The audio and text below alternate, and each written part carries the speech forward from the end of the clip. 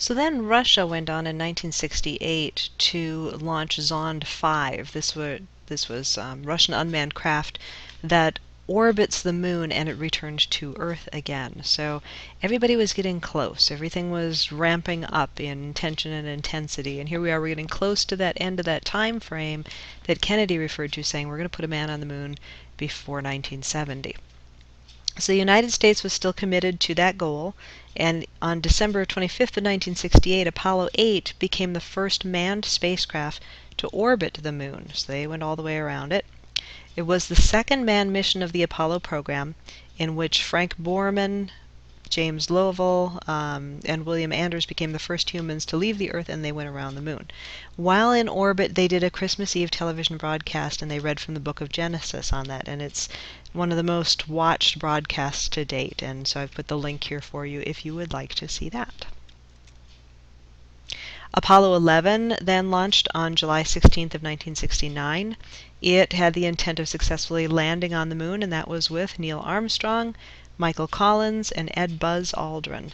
And of course they were successful on that. So on July 20th of 1969, Neil Armstrong made his famous quote, "One small step for man, one giant leap for mankind." In 1971, we had Salyut 1. That was the first space station. That was a Russian space station. And the Skylab space station was the first U.S. space station, and it launched on March of 1973. It did crash in Australia in July of '79. The Apollo program continued. They continued to send out missions, and they sent out a total of 8 missions to the moon. Apollo 13, you may be familiar with because of the movie that was made on it, and from the accounts of the living astronauts, they had said it was very accurate with the exception of the language. They said that no astronaut would be swearing, and they are swearing in the movie, so just kind of an interesting side note there. In July of '75, Apollo 18 docked with a Russian space station, so you can see we were coming around out of that Cold War thing and to being more of a partnership and learning about space together.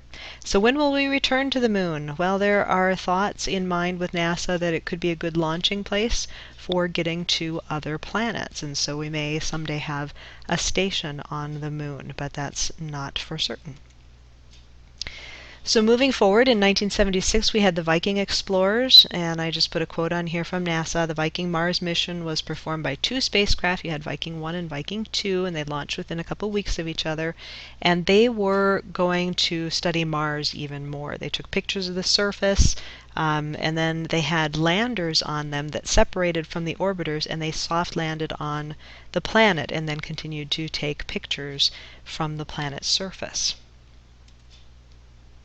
Then we had Voyager 1 and 2 in 1977, and these were launched by NASA in separate months from Cape Canaveral in Florida.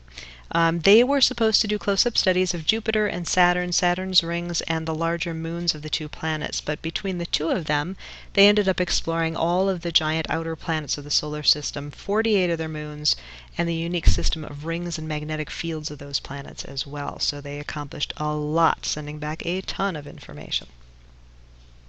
And then in the 80s, we started the Space Shuttle program, and this was the first time that we had a reusable space shuttle. So it didn't have to be, abandoned, or it wasn't destroyed on re-entry and that sort of thing. So it was used more than once. It expanded the limits of our achievement, and of course it was able to allow our astronauts to get out and do a lot of exploring. So you can see that they flew over 130 times, carrying over 350 people into space and traveling more than 500 million miles. So lots and lots of progress made with the space shuttles.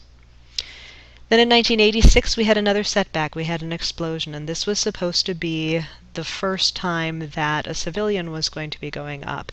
We had a teacher that was chosen to be part of the mission, and shortly after liftoff there was a malfunction, and all of the crew members were killed. Very, very sad situation. I was actually in high school about your age when this happened, and I remember it taking place.